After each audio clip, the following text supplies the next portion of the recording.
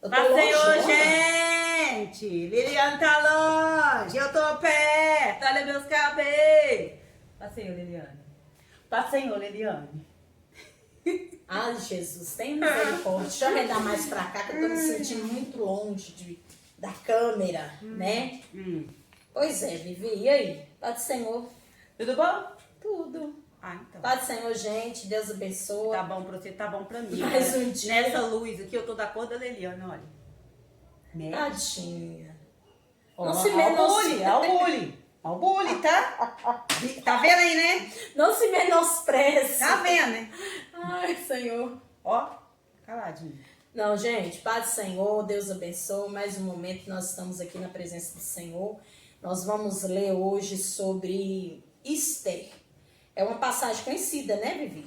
A maioria das pessoas, até ímpio, conhece essa passagem, é uma passagem bem conhecida. E nós sabemos que a rainha Esther, o nome dela Radassa, né? Um nome hebraico, né? Judaico ali, Radassa.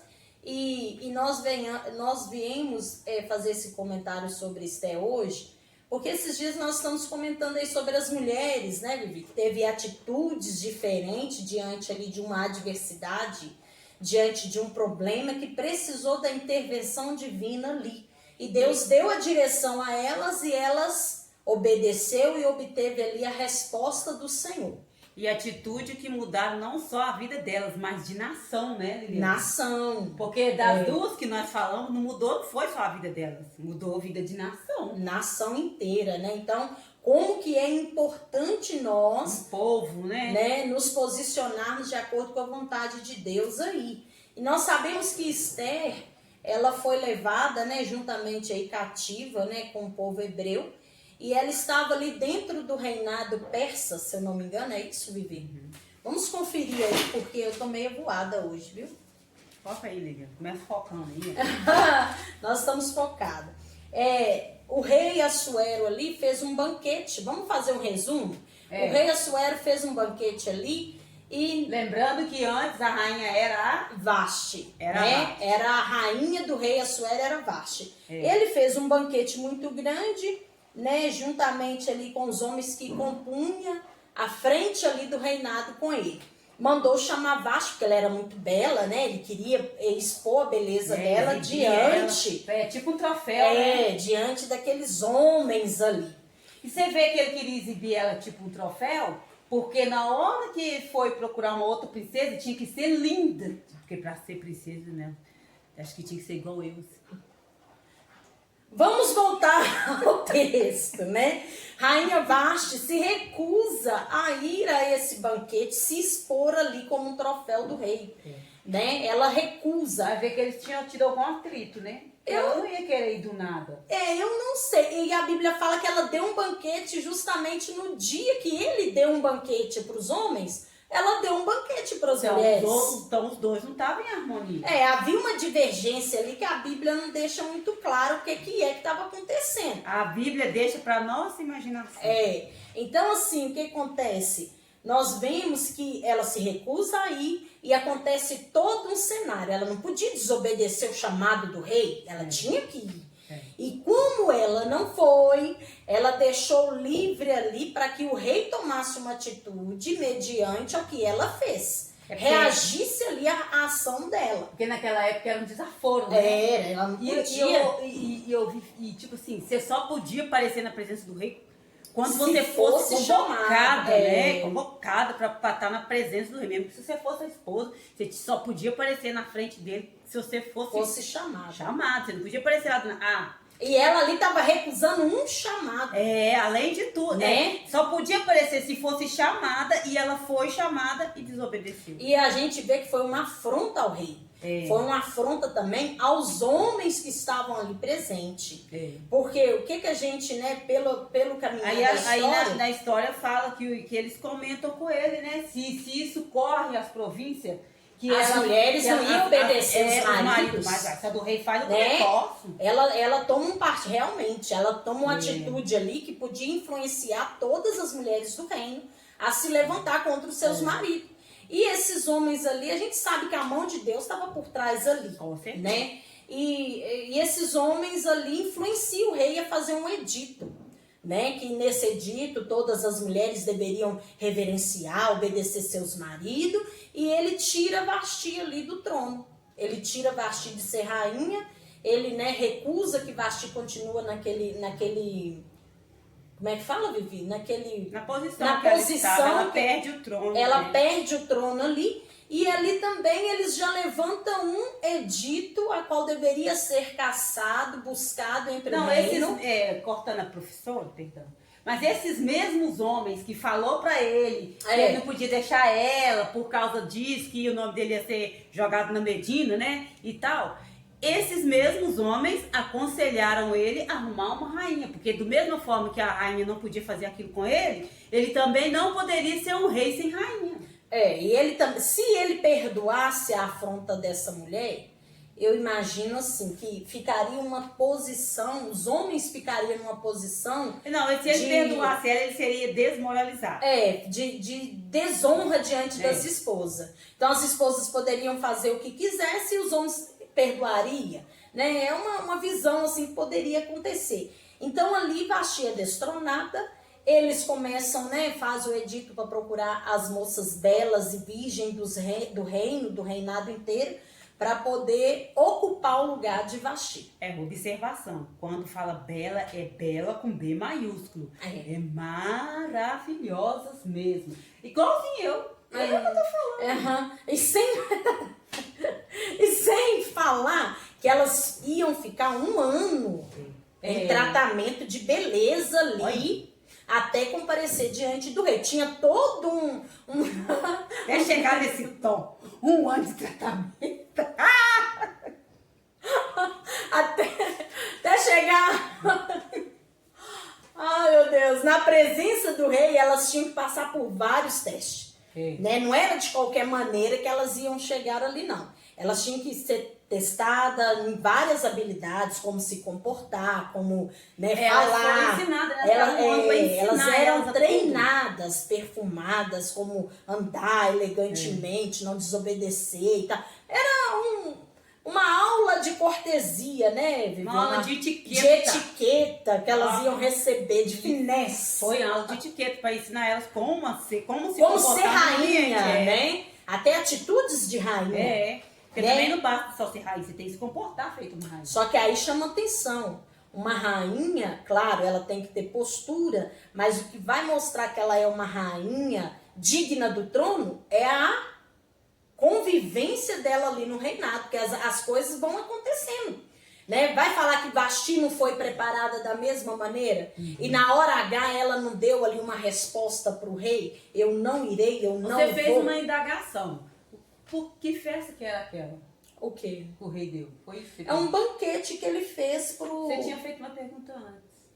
Não lembro. Então deixa, continua. Foi um banquete que ele fez lá pro...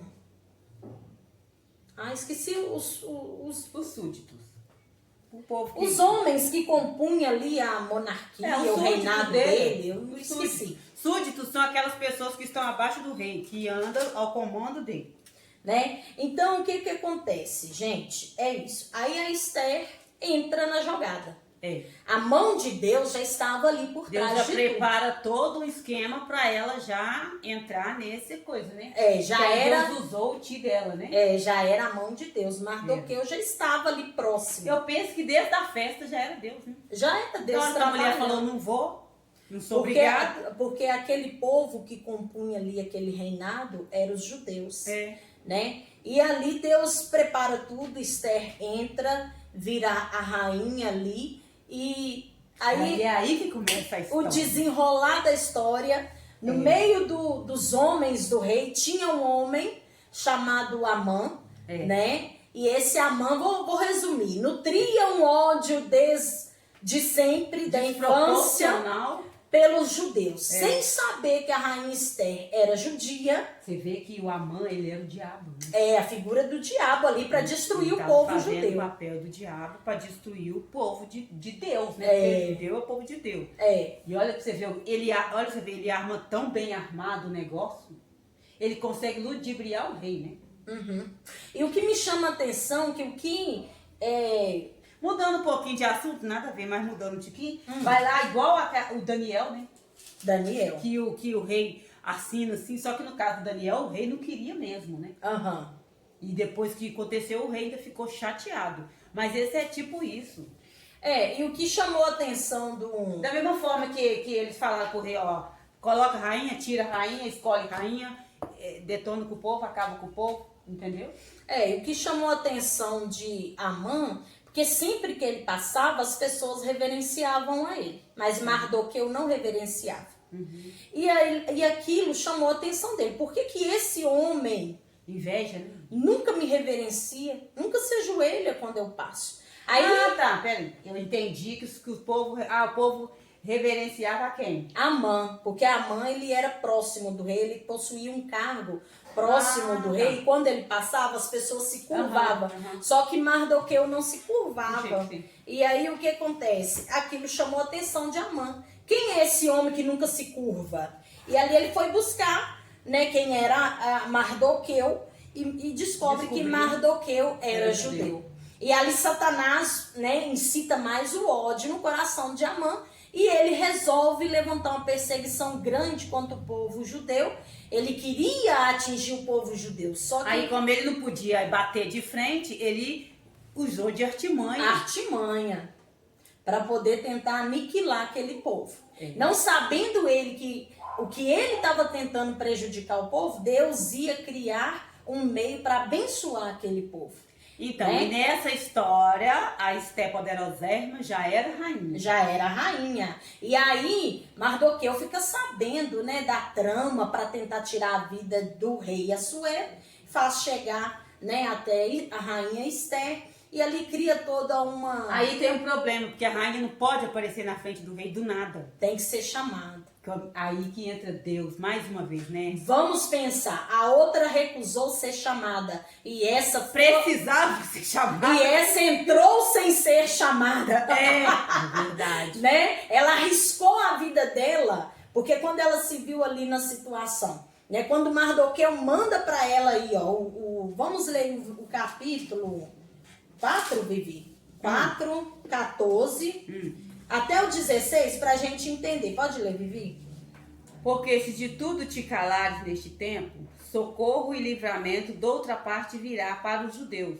Mas tu é a casa do teu pai, perecereis. E quem sabe se para o tal tempo como este chegasse a este rei.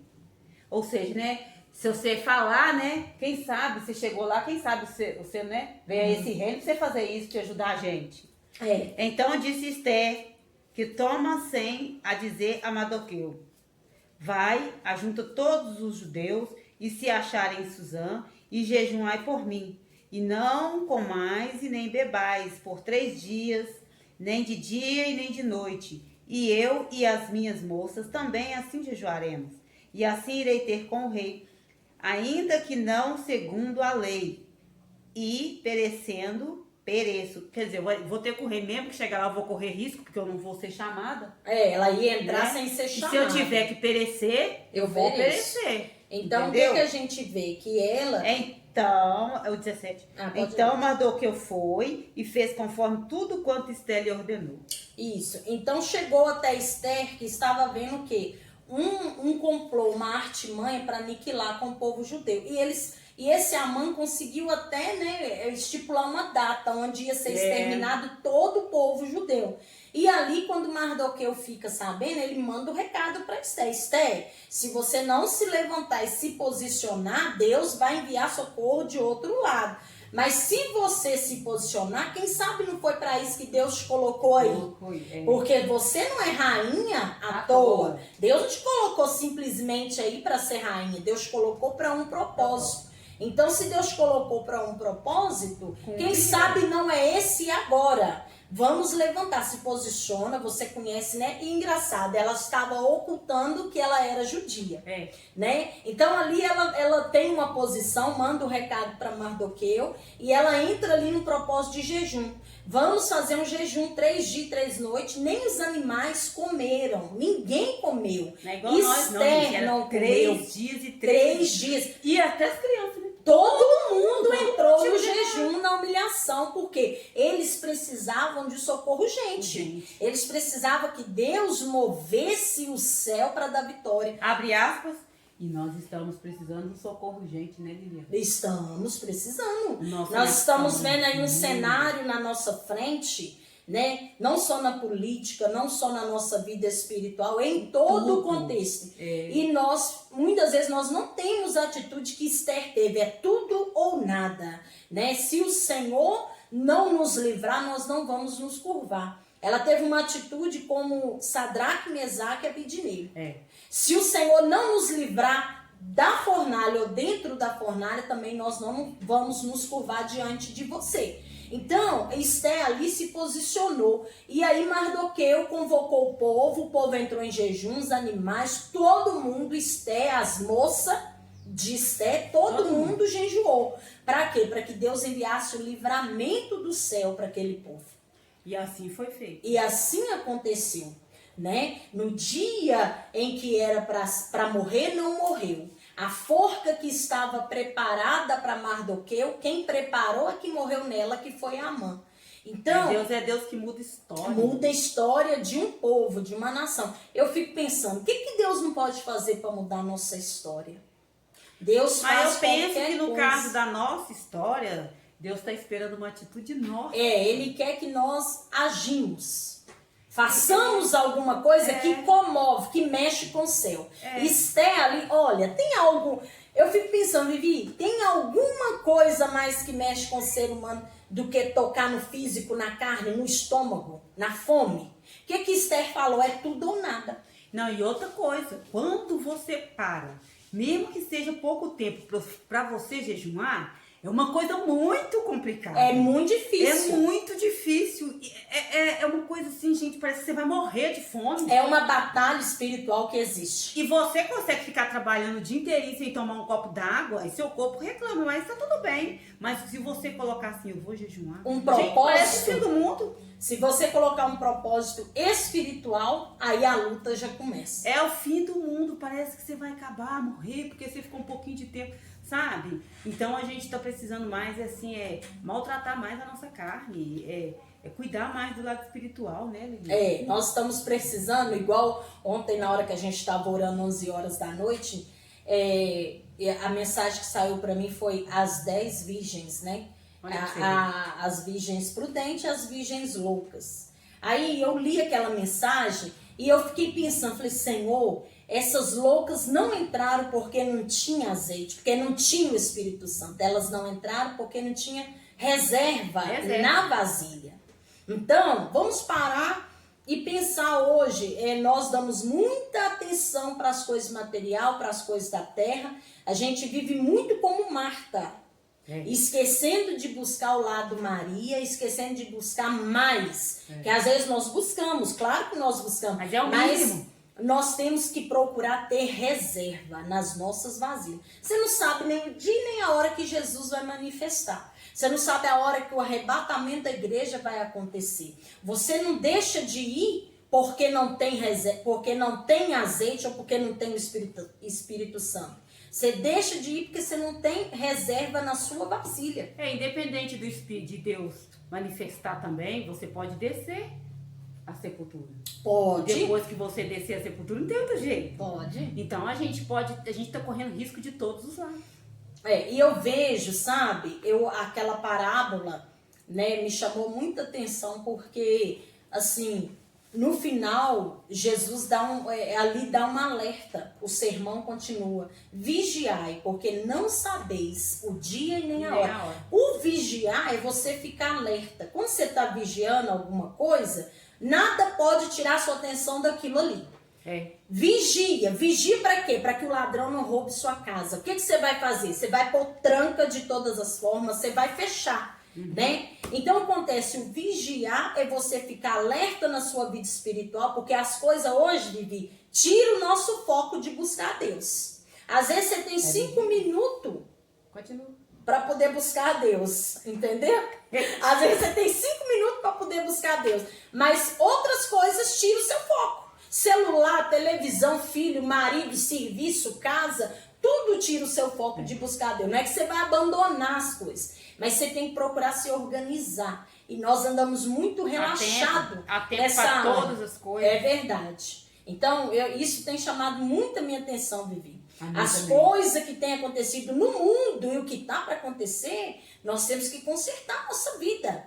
Paulo falava o quê? Para nós andarmos em espírito. Andar é você todo instante. Andar em espírito e não cumprireis a concupiscência da carne. O que é isso? Se você procurar andar em espírito, vai chegar um tempo que, como Enoque andou com Deus, você vai estar andando com Deus também. E aquele que anda com Deus, ele não fica desapercebido com coisas dessa terra. Ele vive na terra, mas com pensamento no céu.